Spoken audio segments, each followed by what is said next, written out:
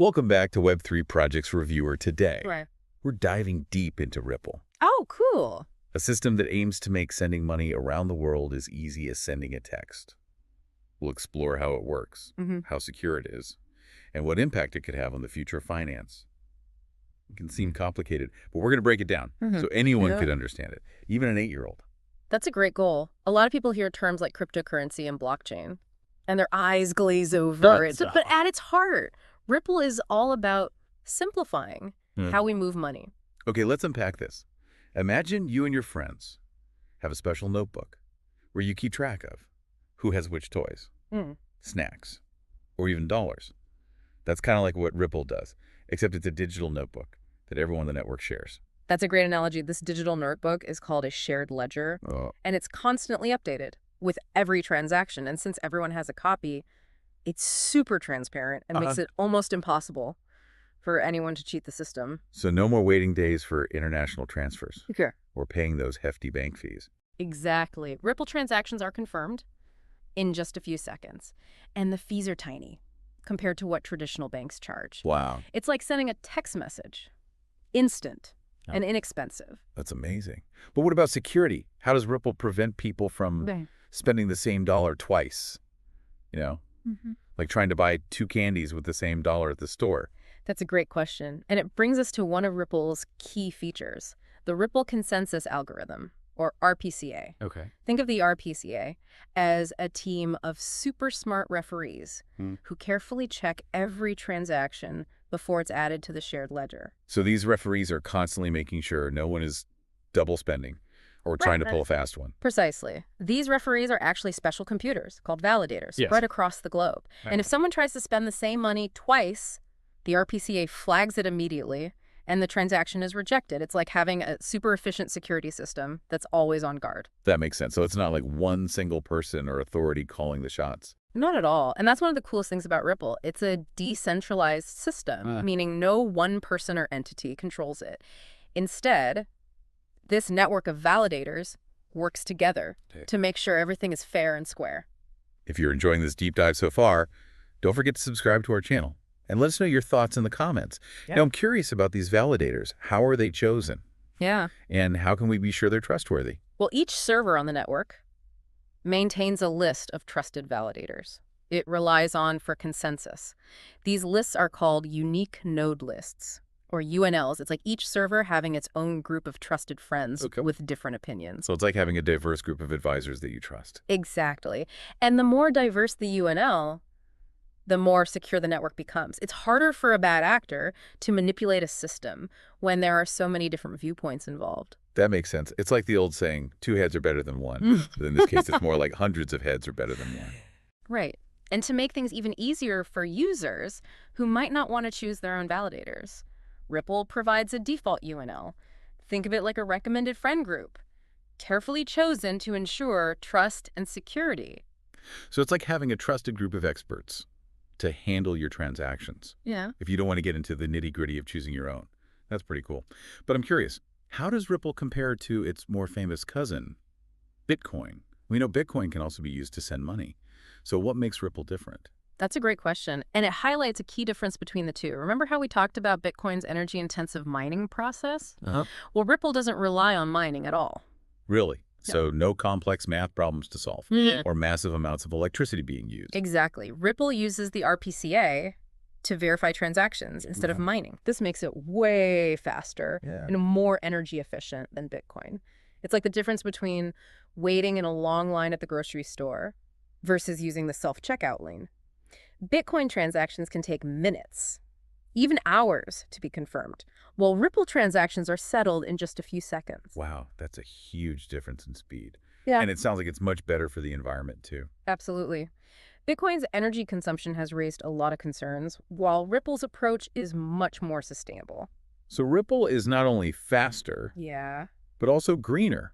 That's pretty impressive. It sounds like they've really addressed some of the key limitations of Bitcoin. Now I want to understand more about how this Ripple consensus algorithm actually worked. Can you walk us through it step by step? Of course. Let's break it down using terms that even an 8-year-old can understand.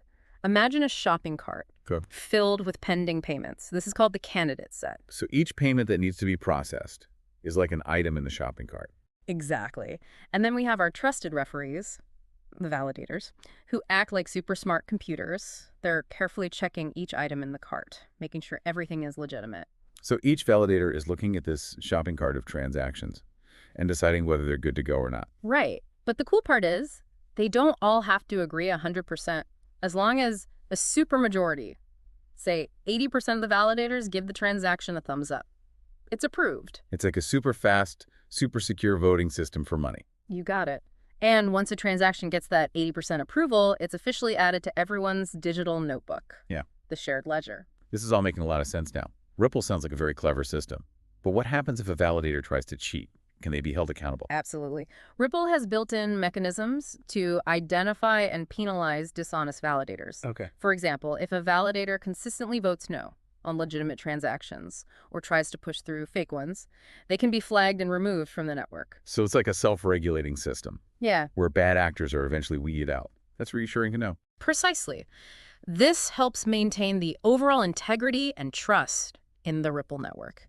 It ensures that the system remains secure and reliable for everyone. This is fascinating stuff. If you're as intrigued by Ripple as we are, make sure to subscribe to our channel and leave us a comment below. We'd love to hear your thoughts. Let's shift gears a bit and talk about what makes Ripple truly unique.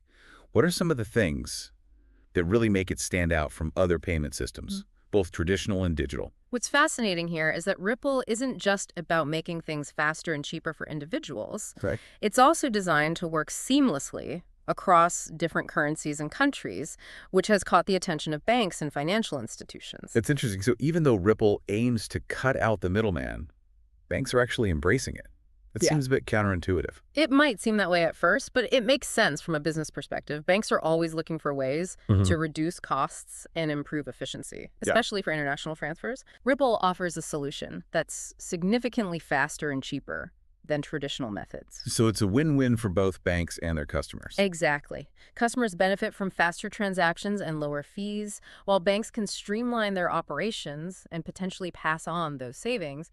It's really shaking up the global payments landscape. It sounds like Ripple could have a major impact on the future of finance if more banks and institutions adopt it. It certainly has the potential. By making financial transactions faster, cheaper, and more accessible, Ripple could help level the playing field for individuals and businesses worldwide, especially in developing economies, where traditional banking can be expensive and limited. That's a really exciting prospect. Makes me think about all the possibilities that open up when we remove the friction from financial transactions. Absolutely. Imagine a world where you can send money to anyone, anywhere in the world, instantly, with minimal fees, regardless of what currency they use. That's the kind of future Ripple is working towards. It's a vision that has the potential to transform the way we live and do business. But what about the regulatory landscape? Are governments on board with this kind of disruptive technology? That's a key question, and one that's still being worked out. The governments around the world are still grappling with how to regulate cryptocurrencies and decentralized financial systems like Ripple. So there are some concerns about how Ripple should be regulated. Yeah. And who controls it? There are. Some governments are concerned about the potential for money laundering and other illicit activities, as with any financial system. Others are worried about the impact on their own national currencies and existing financial regulations. It's a complex issue with no easy answers. So while Ripple offers tremendous potential, there are also some challenges to overcome. It's a reminder that innovation often moves faster than regulation. Precisely, and it underscores the importance of open and constructive dialogues between innovators, regulators, and policymakers to ensure that these new technologies are implemented responsibly and benefit everyone. This is a topic we could probably spend hours discussing, but for now, let's shift our focus back to the technology itself. You mentioned that Ripple uses a unique consensus algorithm to verify transactions. Can you elaborate on how this algorithm differs from the one used by Bitcoin? We touched on it briefly, but I'd love to understand it better. Of course. Bitcoin's consensus algorithm, known as proof of work, is based on a process called mining, which we've talked about before. This involves miners competing to solve complex mathematical problems using a lot of computer power and energy. The first one to find a solution gets to add the next block of transactions to the blockchain. And Ripple takes a different approach. Yes, as we've discussed, Ripple uses the Ripple Protocol Consensus Algorithm, or RPCA. Okay. It relies on that network of validators we talked about earlier to reach a consensus on which transactions are valid. So instead of miners competing to solve puzzles and using tons of energy, it's validators agreeing on transactions through the RPCA. Exactly. And because it doesn't involve mining, it's significantly faster and more energy efficient than Bitcoin's proof-of-work algorithm. If we connect this to the bigger picture, Ripple's approach seems to be a more efficient and sustainable way to verify transactions. Yeah. Which makes sense given its focus on speed and cost effectiveness.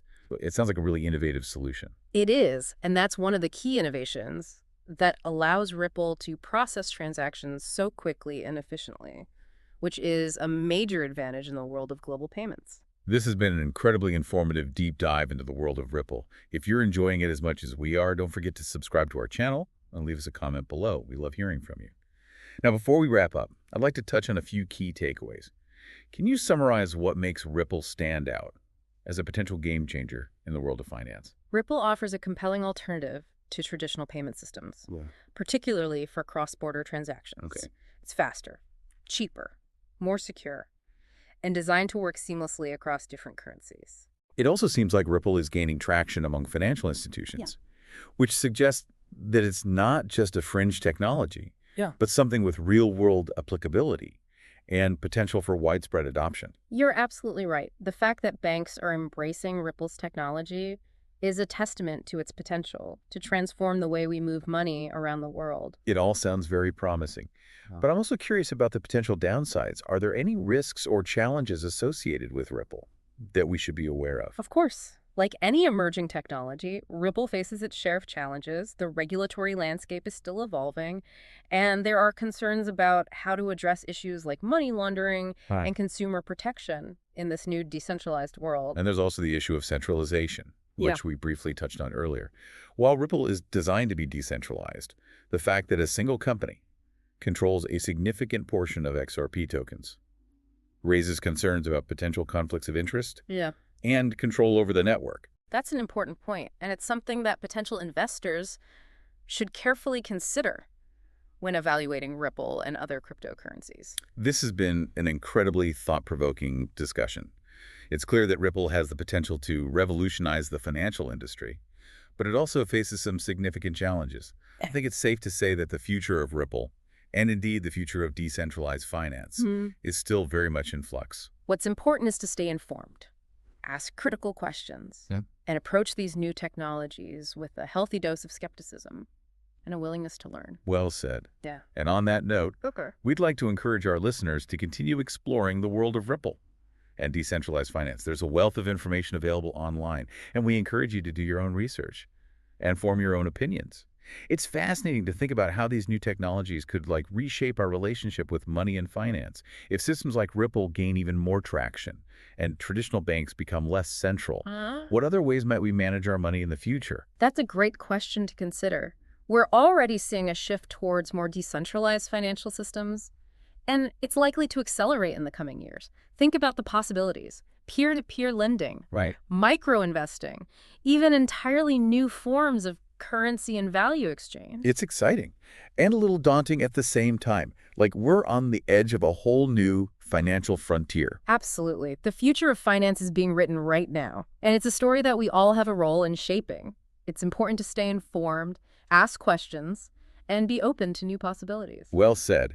And on that note, we'd like to thank you for joining us on this deep dive into Ripple. We hope you found it informative and thought-provoking.